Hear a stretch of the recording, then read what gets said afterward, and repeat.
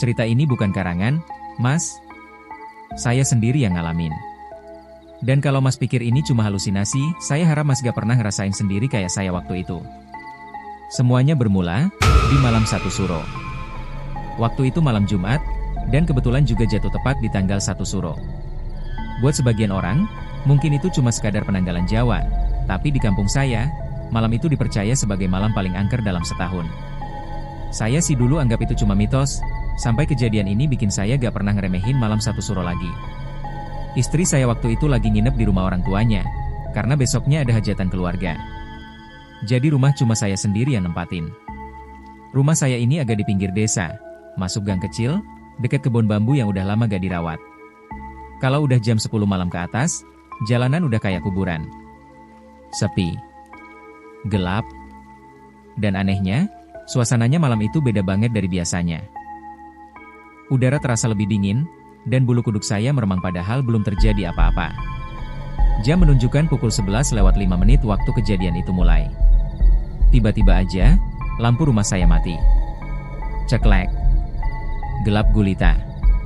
Saya otomatis keluar kamar, sambil bawa senter dari HP. Tapi pas saya buka pintu rumah dan lihat keluar, saya langsung ngerasa ada yang gak beres. Rumah saya satu-satunya yang gelap. Rumah tetangga masih terang, bahkan warung di ujung gang pun masih muter sinetron malam. Saya sempat ngira mungkin ada masalah sama MCB rumah saya, atau kabelnya korslet. Tapi pas saya cek sekilas di luar, semua masih kelihatan baik-baik aja. Gak ada bau kabel gosong, gak ada suara percikan, gak ada yang aneh secara teknis. Tapi yang aneh itu suasananya. Begitu saya balik masuk ke dalam rumah, seisi ruangan terasa hening. Tapi bukan hening biasa. Ini tuh kayak mati. Gak ada suara jangkrik, gak ada suara angin, bahkan kipas angin kecil yang harusnya muter juga ikutan berhenti. Kayak seluruh energi di rumah itu ikut padam, bukan cuma listriknya aja. Saya ambil lilin di dapur, lilin putih kecil yang biasa buat jaga-jaga. Begitu saya nyalain, ada rasa tenang dikit. Tapi itu gak lama. Baru saya jalan beberapa langkah ke ruang tengah, tiba-tiba api lilin goyang sendiri. Goyangnya bukan karena angin, karena gak ada jendela kebuka. Tapi dia kayak berkedip-kedip. Lalu mati. Padam begitu aja, tanpa alasan. Saya berdiri bengong, jantung mulai deg-degan. Saya coba nyalain lagi, tangan saya mulai gemetar. Dalam hati saya mulai mikir ya macem-macem. Waktu itulah, saya dengar suara pertama yang bikin napas saya langsung berhenti. Tok tok tok. Pelan, jelas, dan berasal dari arah pintu depan. Bukan suara yang keras, tapi cukup buat bikin tubuh saya langsung kaku. Saya tahan napas, berharap itu cuma halusinasi. Tapi gak. 3 detik kemudian, suara itu muncul lagi. Tok tok tok, saya mulai panik. Siapa yang ngetuk malam-malam begini? Jam udah hampir tengah malam, gak mungkin tamu. Saya pelan-pelan ngintip dari balik tirai jendela. Jantung saya udah deg-degan gak karuan. Tapi waktu saya ngintip, kosong. Gak ada siapa-siapa di depan rumah. Jalanan pun tetap sepi. Saya tarik napas panjang, coba tenangin diri. Tapi sebelum saya sempat mundur jauh dari jendela, pintu rumah saya bunyi. Krek.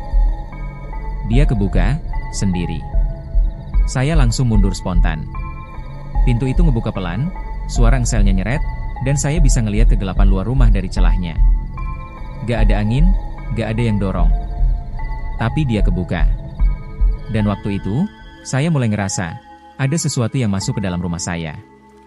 Begitu pintu itu kebuka, udara dingin langsung nyambar ke muka saya. Tapi ini dingin yang aneh, Mas. Bukan dingin malam biasa, tapi dingin yang nembus sampai ke tulang. Rasanya kayak berdiri di depan kulkas yang pintunya dibuka terus-terusan, tapi hawa dinginnya bawa sesuatu yang gak beres. Badan saya langsung menggigil, meskipun saya belum berani gerak dari tempat saya berdiri. Beberapa detik setelah itu, ada aroma aneh yang nyusup ke hidung saya. Awalnya wangi, kayak bau melati. Tapi bukan bau yang menenangkan. Wanginya nyengat banget, sampai bikin dada saya sesak. Makin lama, wangi itu berubah. Ada aroma amis yang muncul pelan-pelan, kayak bau darah yang udah lama numpuk di tempat tertutup. Saya maju pelan-pelan ke arah pintu, niatnya mau saya tutup lagi sebelum ada apapun yang masuk. Tapi pas tangan saya nyentuh gagang pintu yang dinginnya bukan main, saya dengar suara dari belakang saya. Suara perempuan. "Ndak usah takut, aku cuma numpang lewat." Suaranya pelan, lirih, tapi jelas banget masuk ke telinga saya. Bukan suara dari luar rumah. Itu dari dalam. Dari belakang saya. Saya refleks langsung nengok. Gak ada siapa-siapa. Ruang tamu kosong. Gak ada bayangan, gak ada orang. Tapi hawa dinginnya makin kerasa. Saya coba tenang, tarik napas, tapi gak bisa. Badan saya udah lemas duluan. Pas saya balik lagi ke arah pintu, mata saya langsung ngelihat sesuatu yang bikin saya hampir jatuh saking kagetnya. Di tembok ruang tengah, ada bayangan tinggi banget, bentuknya perempuan. Rambutnya panjang, nutupin mukanya. Badannya kurus, tinggi gak wajar. Tapi yang paling bikin saya gak bisa gerak, kakinya gak nyentuh lantai. Menggantung. Diam di tempat, tapi bayangannya goyang pelan. Kayak melayang, "Mas." Saya mundur, tapi kaki saya berat banget. Seolah ada yang nahan. Pas saya lihat ke bawah, lantai rumah saya becek. Awalnya saya kira itu air. Tapi begitu saya lihat lebih jelas, warnanya merah gelap, dan ada bau amis yang nyengat. Itu darah. Gak tahu datang dari mana, tapi lantai saya basah darah. Dan saya berdiri di atasnya. Saya mulai panik, coba ngelangkah mundur, tapi suara-suara mulai muncul dari luar rumah. Pertama suara gamelan. Pelan banget, kayak dari kejauhan, tapi nadanya lambat dan berat. Terus suara anak kecil nangis. Bukan tangis manja, tapi tangisan lirih. Kayak anak kecil yang kedinginan atau ketakutan. Setelah itu muncul suara tawa. Suara perempuan juga, tapi nadanya tinggi dan aneh. Ketawanya pelan, tapi makin lama makin jelas. Kayak dia makin dekat, "Mas." Dan yang bikin saya tambah takut, suara tawa itu bukan datang dari luar rumah lagi, tapi dari dalam.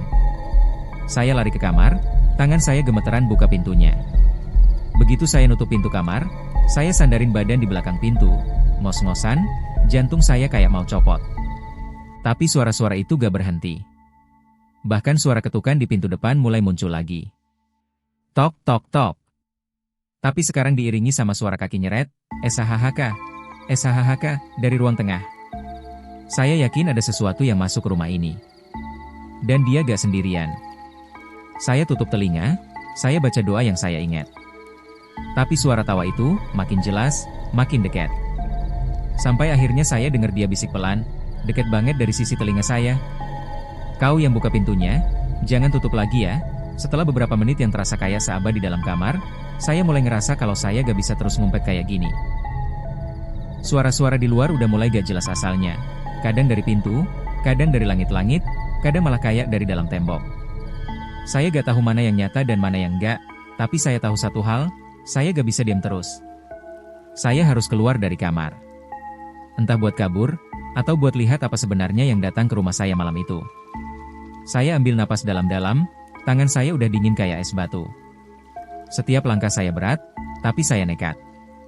Saya buka pintu kamar pelan-pelan, dan saat itu juga, udara dingin langsung nyambar lagi ke muka saya. Rasanya beda dari dingin sebelumnya. Dingin yang ini kayak bawa sesuatu, kayak ancaman. Tapi saya terus jalan ke ruang depan. Setiap langkah, lantai kayu rumah saya bunyi pelan, krek-krek, dan entah kenapa, saya ngerasa suara itu bukan cuma dari kaki saya.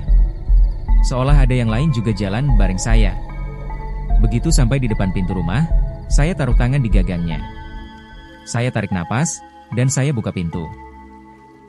Dan saat itu, saya lihat mereka. 3 sosok berdiri di teras rumah saya. Perempuan, semuanya. Bajunya putih panjang sampai nyentuh tanah, tapi udah kotor banget. Ada noda tanah, ada yang warnanya coklat tua kayak darah kering. Rambut mereka panjang banget, nutupin sebagian besar wajahnya. Tapi saya bisa lihat kulit mereka pucat, hampir kayak mayat. Badannya diam, tapi hawanya terasa, mengancam. Dingin di sekitar mereka kayak ngisep semua udara di dada saya. Satu dari mereka megang kendi tanah liat besar. Tangannya kurus banget, kayak cuma tinggal tulang dan kulit. Dan dari kendi itu, netes cairan merah kental. Saya bisa lihat tetesannya jatuh ke lantai teras. Lambat, kental, dan bau amisnya nyusup sampai ke dalam hidung saya.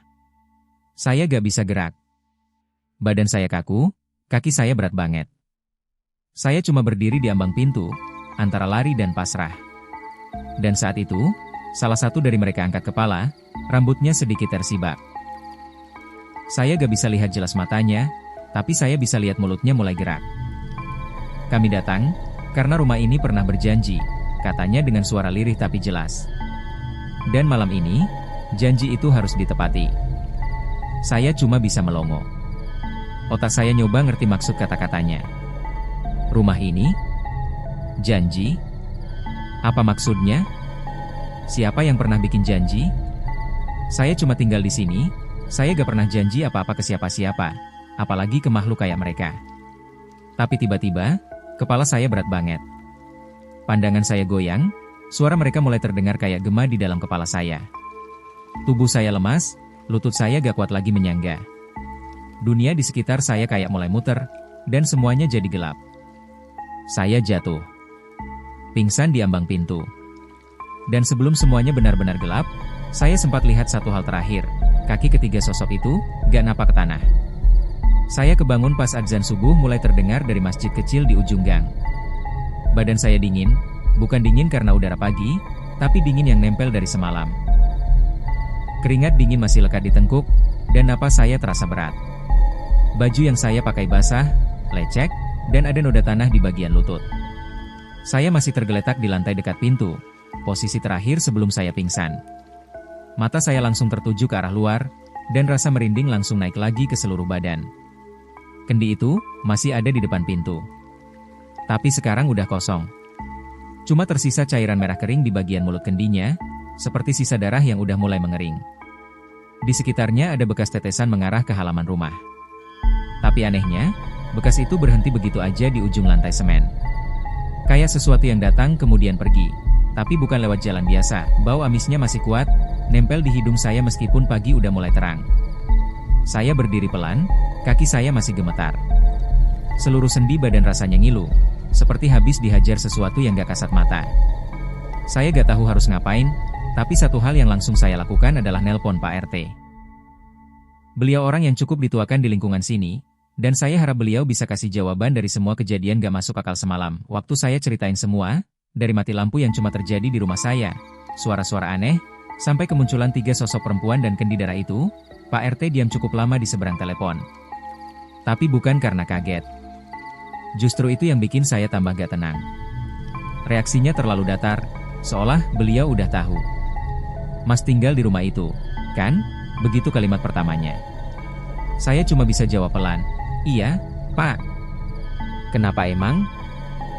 Mas mungkin belum dikasih tahu ya, tapi rumah yang Mas tempatin itu dulu pernah jadi tempat pesugihan, katanya. Saya kaget, sempat gak percaya. Tapi Pak RT lanjut bicara. Katanya, dulu sebelum saya beli rumah ini dari pemilik lama, rumah itu dihuni oleh seorang pria paruh-baya yang dikenal tertutup dan jarang bergaul sama warga. Gak ada yang tahu persis dia kerja apa, tapi tiap malam satu suro, rumah itu selalu tertutup rapat, dan dari dalam kadang terdengar suara-suara aneh. Ada yang bilang gamelan, ada yang bilang tangisan. Tapi gak ada warga yang berani nanya langsung. Menurut cerita yang beredar, si pemilik lama itu pernah melakukan perjanjian pesugihan. Salah satu syaratnya adalah memberikan tumbal atau persembahan setiap malam satu suro. Entah berupa darah hewan, sesajen, atau hal yang lebih gelap. Tapi kemudian, orang itu tiba-tiba pergi, ninggalin rumah ini begitu aja. Dan sejak itu, gak ada yang berani tinggal di sana. Sampai saya datang dan beli rumah ini, yang memang dijual murah banget. Saya cuma bisa duduk lemas di teras, mendengar penjelasan itu sambil ngeliatin kendi kosong di depan mata saya. Jadi semua yang saya alami semalam, semua suara, semua sosok, bukan halusinasi. Mereka datang karena mereka memang punya urusan yang belum selesai. Dan sayangnya, saya yang kebetulan tinggal di tempat yang salah, di waktu yang salah, dan buka pintu yang seharusnya gak pernah saya buka.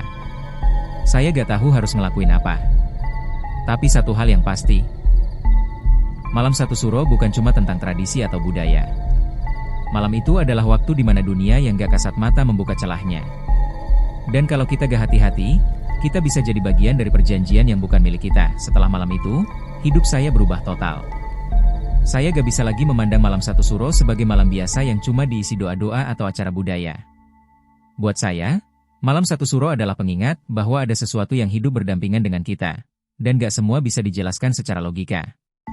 Sejak kejadian itu, saya selalu pergi dari rumah setiap malam satu suro. Kadang nginep di rumah saudara, kadang keluar kota, pokoknya sejauh mungkin dari rumah itu.